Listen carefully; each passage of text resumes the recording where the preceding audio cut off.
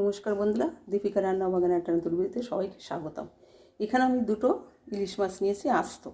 আমার বৌদি উত্তরপ্রদেশে থাকে, ও বলেছে যে তোদের বাড়ি গিয়ে ইলিশ মাছ আস্ত ভাজা খাবো, তাই এখানে আমি দুটো মাছ নিয়েছি। এই মাছগুলোকে আমি নুন হলুদ মেখে নিচ্ছি।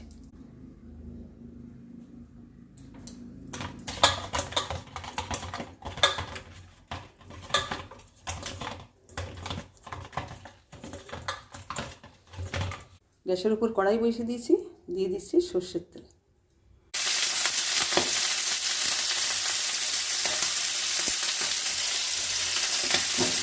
ইলিশটা আমি ঢেকে ঢেকে রান্না করে নেব। ইলিশ মাছ ভাজা তো, এই জন্য আস্তে আস্তে করে লো করে ঢেকে ঢেকে না রান্না করলে না ইলিশ মাছটা ভিতরে কাঁচা থেকে যাবে। ইলিশ মাছটা আমি ঢেকে ঢেকে রান্না করে নেব।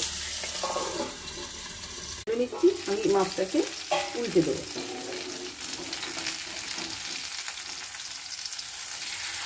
একটা কত সুন্দর হয়েছে দেখো।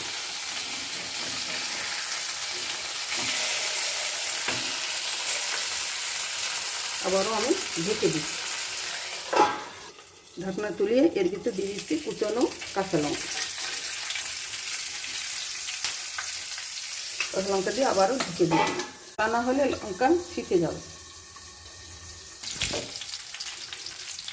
বন্ধুরা, হয়ে গেছে আমার আস্ত ইলিশ মাছ ভাজা। দেখুন কত সুন্দর হয়েছে। আর যে ছোটো ইলিশ পাওয়া গিয়েছে, বৌদির আশাটা আমি পূর্ণ করতে পেরেছি। কত সুন্দর হয়েছে দেখুন। ইলিশের ছোটো হলুদ গন্ধ আছে, কিন্তু ভালোই গন্ধ বেরোচ্ছে। হ্যাঁ, ভাজা হয়ে গেছে, আমি এখন নামিয়ে নিচ্ছি। বন্ধুরা, ভিডিওটা কেমন হয়েছে আপনারা আমাকে জানাবেন, আর আমার ভিডিওটিতে লাইক আর সাবস্ক্রাইব করবেন। আর যারা এই ভিডিওটি ফেসবুক থেকে দেখছেন তারা পেজটিকে ফলো করবেন। ধন্যবাদ, সবাই ভালো থাকবেন। দেখা হচ্ছে পরের রেসিপিতে।